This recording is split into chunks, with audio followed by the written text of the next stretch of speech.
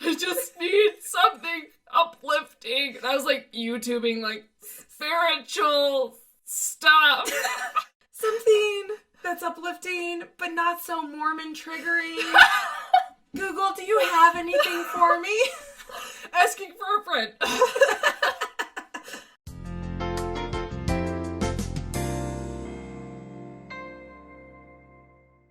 Hey, what's up, guys? It's ex-morgan with My Spiritual Life, and I have Stephanie back. Yay! Stephanie is one of my best friends, and she also has an ex-mormon YouTube channel called My Great and Spacious World. It's awesome. We've done some videos over there. We're going to do more videos over there. Yes. Definitely check it out. The link will be in the description below. We also did a video together a couple weeks ago on my channel comparing Mormon memes with ex-Mormon memes. So fun. It was hilarious. So check that out also if you haven't already. We had so much fun with that. And let's get to the video today. And today what we're talking about is how you get to that space where your shelf breaks and you don't believe anymore. But for some people, that is not the end of the journey, right? Because then you have to decide, do I want to fake it? Do I want to keep participating in this church? Do I want to keep going? Because there's actually a lot of reasons why you might want to keep going to church. And we're going to talk about those reasons. And then we're going to talk about the reasons why a lot of times you can't keep going. And why you can't fake it. Yeah. So I'm excited to share our perspectives on this, so let's get started. Yay! Okay, the first reason why, if you might want to keep going to church, or you may want to fake your testimony, or whatever, however you phrase that, is that you don't want rejection from your family, from your spouse, or your kids, your parents, like siblings. Yes, people get divorced over this, which is so sad but true. Yes. And it's one of those things where it's like, in order to avoid rejection, you may just want to keep going to church and just keep your broken testimony on the DL. I know for Jared, my husband, that was his thing, was as soon as he found out, oh, the church isn't true. Oh, I'm just going to have to fake it for the rest of my life now. I'm married to Morgan. Morgan the Mormon. Yeah. Yep. Even if your family accepts you, it can still be really painful. So maybe just wanting to avoid pain in a relationship, change in a relationship. Like confrontation, change, all of that. Because you're not always totally rejected by them, but sometimes you're just kind of like passively like, oh, he's a stray now, and we don't view him. It can bring a level of awkwardness in that you just don't want to deal with, or you're not ready to deal with. So you might be putting it off. Yes. Because when's a good time to like break your family's dreams?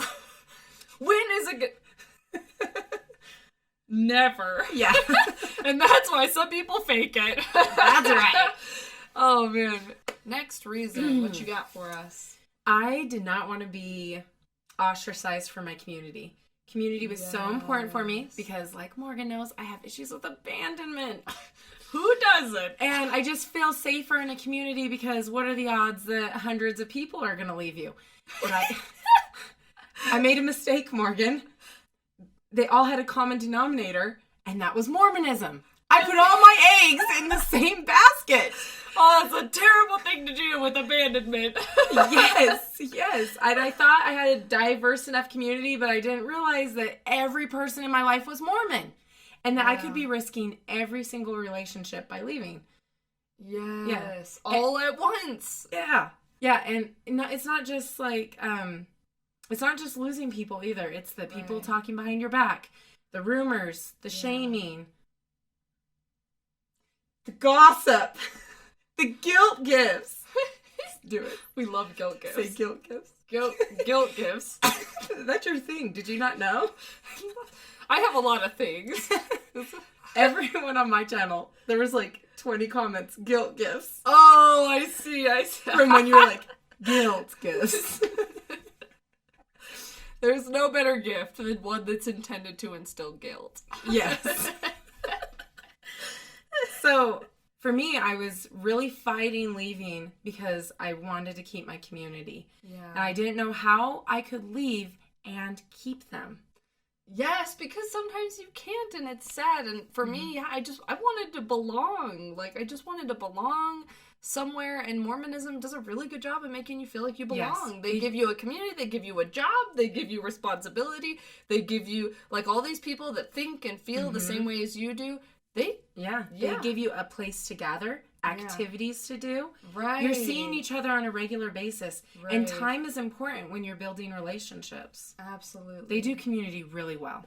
They do, and if it weren't for the few stinkers that are just bitches, then it would be a much better community.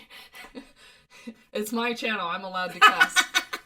Okay, next reason. What you got? Yeah, another reason why I wanted to stay is it's all I knew.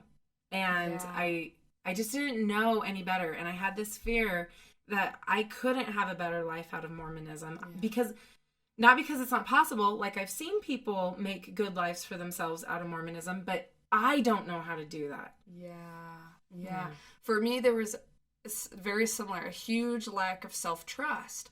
So the thought of leaving the church, even after I didn't believe, was so scary because it was like, I don't think I'm good at making decisions. And unfortunately, growing up in the church kind of instills that in you because they teach you that you can't make good decisions without the church. Well, and they teach you to follow. Like, we'll give you the answers. You don't have to worry about finding them. We have them. Right, and there's that sense of comfort in, oh, like, if someone else is making these decisions for me, I don't have to take responsibility for when things go wrong. It's like, oh, it's God's fault, or this is what God wants me to be doing because that's what the church wants me to do. So you don't have to take responsibility for when you make a bad decision. Yeah. And so there's a lot of comfort in not having that responsibility, ironically. Or if your life's crap, it will always be better in the next life. Yeah, yes. You always got that. Yeah. Let's all look forward to the next life. It's like the amount of gold your house is built out of is based on the amount of tears you've shed in this life. I thought it was based off of how many people you converted. No, that's how much cotton candy is in your mansion. Oh, yeah. What about ex-Mormons? What do we get in our mansions if we convert people out of Mormonism? Stephanie, I hate to break it to you, but the ex-Mormons don't get any mansions. What? They all have to share a prison cell where they watch people have gay sex. No! That's what I signed up for. But we'll still have cotton candy, right? Oh my god. I'm dying. What reason do you got for me, Morgan? The next reason I have is the uplifting stories and music.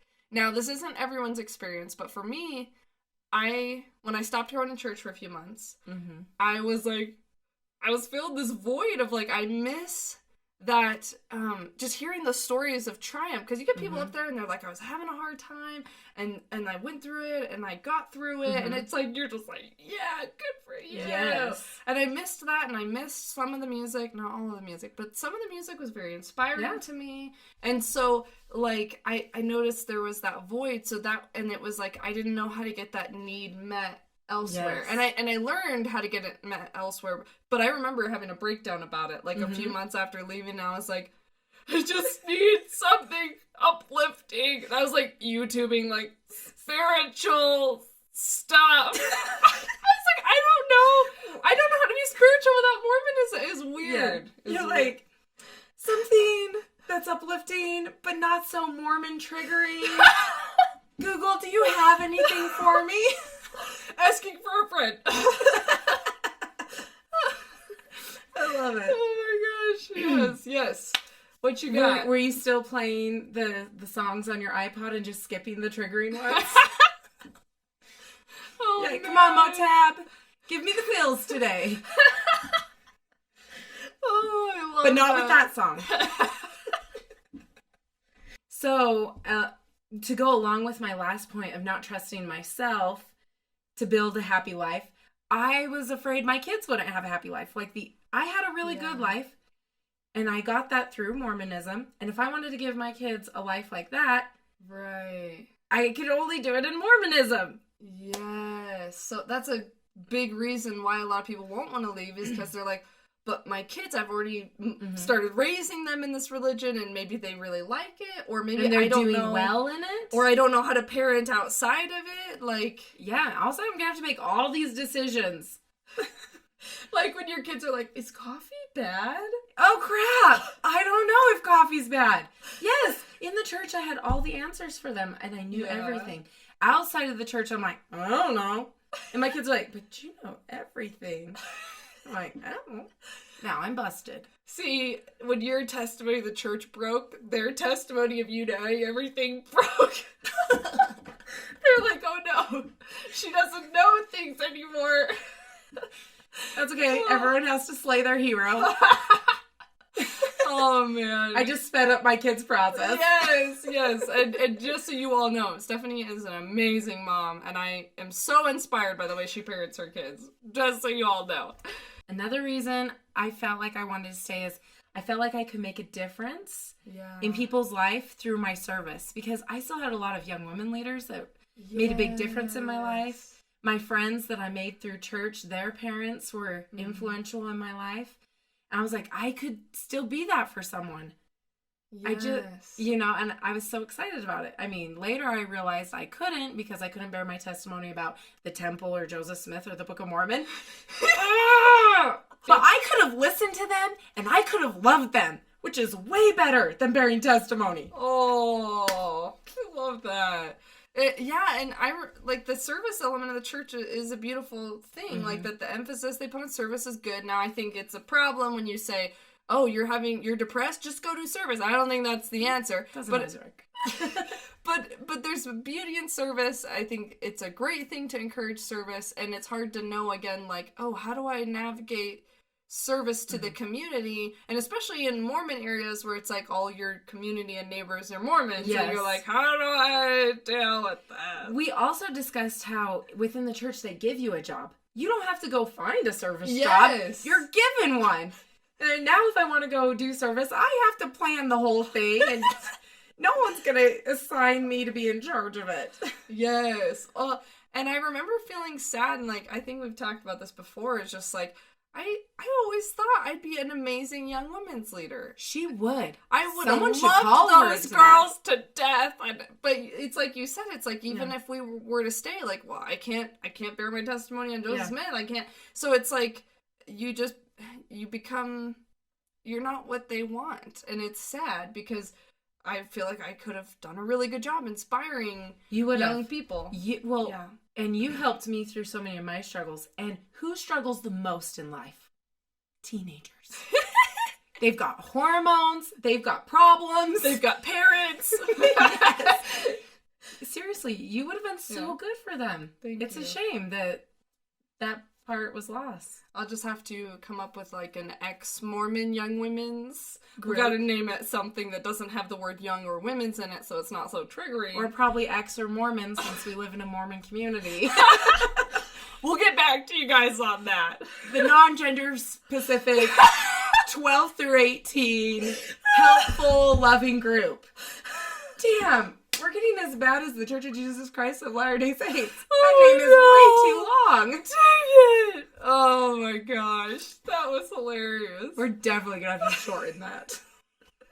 Oh my gosh. Okay, and the last reason that we came up with of why you might want to stay or fake your testimony or however you want to say that is that you want to fix the community. You're like, wait a second, if I stay, I could raise my hand and be like, hey, let's be nicer to ex-Mormons. Hey, let's be more compassionate. Yeah. Hey, that's not how I view this. Let's try to view this a different way. And the problem is that kind of thinking, I'm already kind of flipping the other side here, but that kind of thinking, it's going to get you rejected. It gets you rejected real fast. And now every word's different, but I've talked to a lot of ex-Mormons. I've talked to a lot of me, and a lot of you talk to yourself. I have a lot to offer.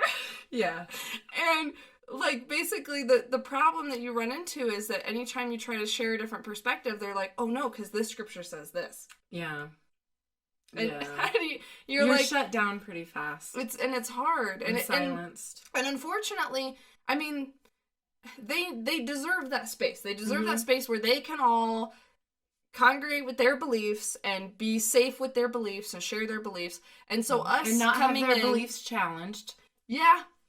And us coming in kind of, it messes up their vibe, which again, they deserve that space, but unfortunately it makes it really hard to stick around, and you pretty much just have to keep your mouth shut. So it's a tricky or be fake. thing. Or be, yeah. So it's like, be quiet or be fake. I thought of one more reason. Tell me. And you might want to cut it out, but you could stay so that you could work your way up to the top and become this big spiritual leader, and then crush everyone's testimonies. Breaking shelves, breaking You're breaking shelves. just working your way up to general conference so you can get up there and be like, Joseph Smith was a liar. Everyone Google CESletter.org right now. And they like shut off all the lights. Hurry! There's an earthquake. Don't listen to her. She doesn't know what she's talking about. I'm dying. Oh my gosh. We'll have another spiritual message after this commercial break. Oh my gosh. Come to Time Out for Women, Yes. where we pay our preachers. Our bonus number 9 is you can fake it to break it. I don't know. I love it. That's so good. It's probably not a good idea, guys. That would probably make you an awful person.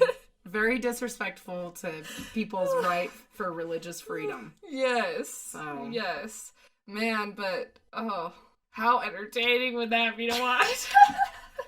I dare you, Uchtdorf. I dare you. So this next section, we want to talk a little bit about the reasons why. Okay, you're kind of pulled to this one side of, I want to stay, I have these reasons I want to stay, or reasons I want to fake it, but then there's this other side, which is you can't, because there's all these reasons that are dragging you in a different direction. So we're going to go over those. And the first reason I have is that you're constantly triggered. Constantly triggered by things that people are saying, by things that are said over the pulpit, by lessons that are taught, because people get up there and say, like, oh, Joseph Smith was so amazing. And when you, like, go in and you read all these history things about how badly women were treated by Joseph Smith in a lot of instances, then it just hurts to hear that. Yeah. It hurts your soul. And it's not like to say, oh, he was all bad or he was all good, but it's so hard to hear all these people, like, saying, like, oh, he was just perfect, and you're just sitting there like, ow! Ow! I'm trying to keep it together right now and not be triggered. Are we at church? I feel triggered. So a lot of my reasons have to deal with your reason. They were triggering to me. Yeah. And one of the things that was really triggering to me is the leadership worship at church. Oh, so there is Joseph Smith and praise to the man, which becomes really painful to sing after your shelf is broken. Right. But also that every apostle and prophet, everything they've said is doctrine. And that becomes really painful for me, because I'm like, we need to admit that they're just men and they can mess up. Yeah. And if they can mess up, we can't take every word they say and use it to condone unhealthy behavior, which is my next trigger.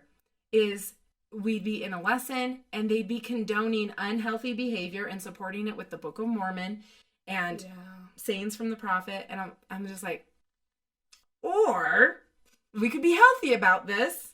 So I just didn't like how people were justifying their unhealthy behavior with doctrine, and I just was like, okay, I understand you want to feel good about what you're doing, but what you're doing is not Christ-like, it's not loving, and I don't think we should be supporting you in this.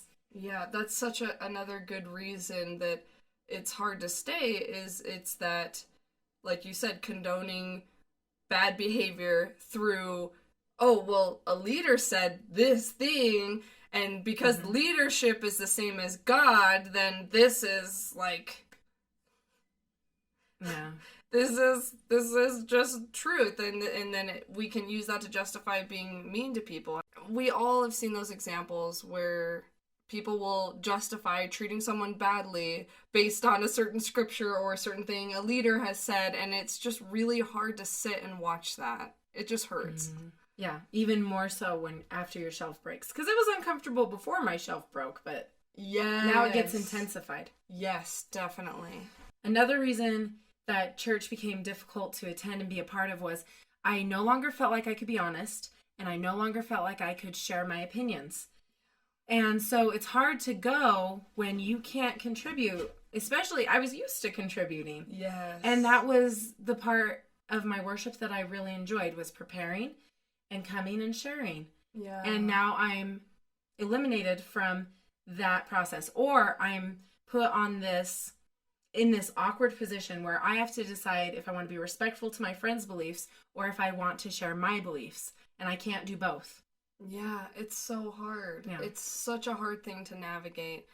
Yeah, one of my reasons I had listed was very similar, which was just feeling inauthentic or feeling suppressed.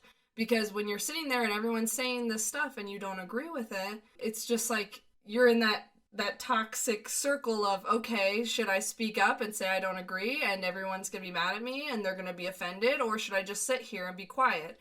And you feel really inauthentic, inhonest, dishonest, whatever. And that is painful, and it's something that I think Mormons don't understand, because a lot of times they'll tell you, well, even if you don't believe, you should go to church just in case because you want to go to heaven, right? And it's like, but it feels like hell.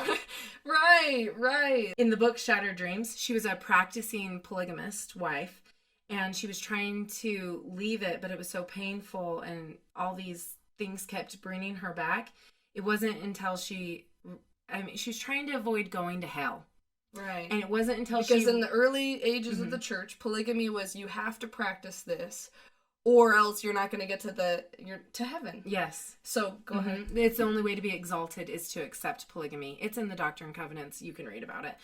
Anyway, it wasn't until she finally realized, wait, I am in hell. Like, it can't get worse than this, that she was able to let go of her testimony and deconvert. So I forget which breakoff of Mormonism she was. I don't think it's FLDS, but it's a breakoff that practices polygamy. Right.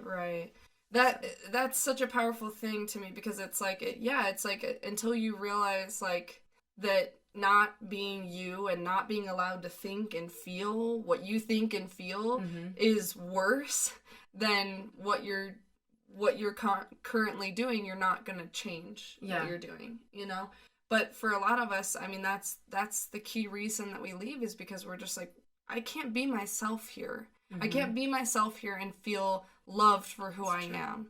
And that's, again, every ward is different and whatever, but when it comes to especially like the LGBT community and stuff like that, it's like, how do you expect them to sit there and not, feel offended, I don't know how. It's so hard. How can they happily serve in the church when they're constantly told that their desires are sinful? So sad. It's so sad to me. Yeah. Like, I just don't get it. Another reason that it was hard to stay was my kids, which is funny because we just talked about how I wanted the church to raise my kids because I felt like the church could give them the best life possible. But then on this side, I started seeing the church teach my kids things that I no longer agreed with. They're not teaching them to be loving and accepting people, and they're teaching them lots of body shame, whether that's through modesty or masturbation or other sexual restraints we put on ourselves. Yes. And what if one of my kids ended up LGBT? Right. Like, this would not be a healthy environment. But the number one thing is they now had a dad that wasn't in the church. So my husband left first, and then I left. And all the messages that they're getting about their dad that I don't want them to get. Wow. Yeah. Because John is a good dad, and he doesn't deserve to be disrespected at church. And my family comes first. Yeah. And the church taught me to put my family first. Yes. So I'm like trying to protect my family from the church and their messages. And what a crazy thing to land on, because again, you do grow up thinking the church is all about family, unless you're not the perfect family, unless you LGBT or one of you goes apostate, because for a long time the leadership of the church was saying that your spouse leaving the church is a totally good reason to divorce them. And it's just like, okay, family's first, but unless not really. someone's sinning. The then church is first, ashtrays. and then family's first, and then. Yeah. And again, this is my perspective. This is, and that's but how it it's feels. pretty rampant. You know what I mean? That's how it feels. Even if it's just our perspective, even if it might be wrong, that's how it feels when you're in that position. It does. It does not feel family first. And I had to preserve my family and protect my children. And it's not until something big happens that all of a sudden it doesn't feel family first. Mm-hmm. You know, like you have a kid that's gay, or you have a family member that leaves, and then all of a sudden, I love, by the way, what you shared about John, and just like not wanting your kids to be thinking that he's this awful person. Of course. Yes. I think that's so considerate of you to even take that into mind. Yeah, and when we left, I was in the primary, so I'm like listening to some of the messages they're getting, and I'm just like, I don't agree with this. Mm-hmm. And if I don't agree with this, why am I bringing my kids to hear stuff like this? Yes. And especially when it came to the Book of Mormon, Joseph Smith, and temples, those three were the most triggering for me. Yeah, totally makes sense. Another big reason that people have, you know, kind of pulling them to the other side of not wanting to be a part of the church anymore after they don't believe is that desire to be free of the expectations and the limitations. Because when you're a member of the church, there's expectations. It's a very strict community for the most part. It's like you're expected to go every week. You're expected to participate in all the activities. You're expected to have your kids participate in all the activities. And all of those expectations can feel really heavy, especially when you don't agree with what's being taught and what's being said. Yeah. And not only are there expectations, but there's limitations, because it's like you're not allowed to participate in certain activities. You're not allowed to, you got to follow these certain rules. You can't drink coffee. You can't drink tea. You can't drink alcohol. You can't, like, stay out past 10:30 because the Holy Ghost goes to bed. There's some outrageous ones. Well, and there's some that are, like, set in stone, and then there's a bunch that are like, oh, and these would be good, that some people. That most people treat as commandments as well. So, like, some people won't drink caffeine, even though they've said it's okay to drink caffeine. You know, they'll take it that far, right? But they control how we dress. They control what we can and can't eat. Right. They control what we can do with our bodies and what we can't do with our bodies. Yeah.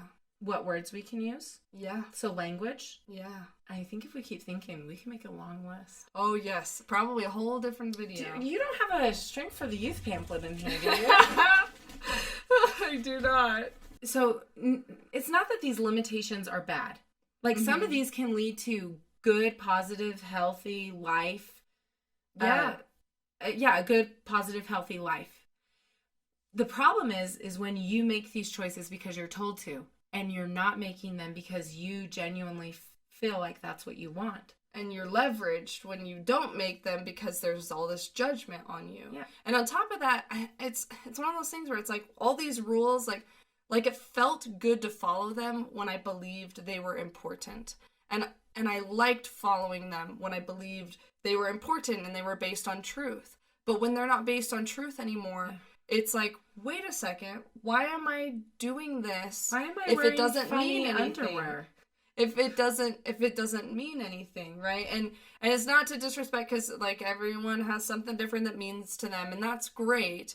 But again, I just think the more we can push love and doing what works for you, it's just better, because God's got to know not everyone fits in the same box. And I think Mormonism strives to try to fit everyone in the same box, and I think it backfires a lot. Yeah. The last reason I want to bring up, and Jared, actually, my husband, brought it up to me, was that why it was hard for him to stay after a while, because he was faking it for a while, because he was scared of being rejected by me. Because he loves you so much. I know. He's the best. And but why it was so hard for him to stay was because he started to view the church as immoral in a lot of their teachings. And I mean, can you imagine, if you've never been Mormon, if you can imagine trying to, like, if you're pro-choice, going to a pro-life rally, and like, or vice versa, and just how painful that would be, because no one wants to try to promote something that doesn't align with their personal morals of right and wrong. And so if you're part of this organization that's teaching what you believe is immoral, it really hurts to try to sit through that, and you don't even want to represent it at that point. Yeah. So I've heard him and other people say is like, you get to a point where you just don't even want to be associated with being a believing member, because there's all these opinions and things that come with that you don't feel good about. Mm-hmm. I love that. I'm glad your husband shared that. Yeah, he's hot. And he's got good ideas. But why do I like him more? No, I'm just kidding. So you get to this point where you leave the church, and then there's part of you that wants to stay still, and part of you that really doesn't. And it's like a teeter-totter. That's what we were just talking about. It's like a teeter-totter. And one thing is eventually going to be more heavy than the other. And for me and Stephanie, it was the reasons to leave became more heavy. And it's hard because it feels like a lose-lose situation is actually the phrasing you used earlier while we were talking. It's a lose-lose situation because you're like, okay, if I leave, there's all the things that will happen. These are all the bad things that are going to happen. But if I stay, I have to keep dealing with all these issues. So it's like, what's more appealing? Yeah. It's hard. Well, and you can be in a phase where your reasons to stay are more important. Yes. And then it can switch. The pain that is causing you is harder to hold. Yeah. Yeah, because I think I started over like, okay, well, maybe I don't believe, but maybe I could stay. And I think that's pretty normal for people like me who are very believing, like, and even after they're not believing, they're like, okay, but maybe I can make this work. I can take the good and I can leave the bad. Yeah. But you're taking that good, and it's not like the bad's just behind. You're still holding on to the bad. You're just separating them. Right. And eventually that bad just gets too bad. Right. And you'd rather go somewhere or be somewhere where you could just have good instead of both. Yes. Or good that works for you or whatever. So, yeah, so it's hard. So if you're going through a faith crisis, we feel you. It's hard. You're not alone. Don't forget to get involved in the online ex-mormon communities. We love Mormon Enlightenment, the Facebook group. It's awesome to post questions, to post concerns, and just get a lot of love without judgment. Watch all of Morgan's videos. She's got lots of helpful videos. And watch all of Stephanie's videos. I don't know how helpful I am, but I'm there. Yes. I'm there for you. And hilarious. Oh my gosh. Hilarious. Check out Stephanie's channel, My Great and Spacious World. I love it. I love the name of your channel. I love all your content. Yes. Definitely check it out. Thank you guys so much for watching this video. Comment down below why you wanted to maybe stay in the church at first, and then why it is that you just couldn't hold that space and you had to leave. Yeah, thank you guys so much, and we will see you guys in the next video. Bye.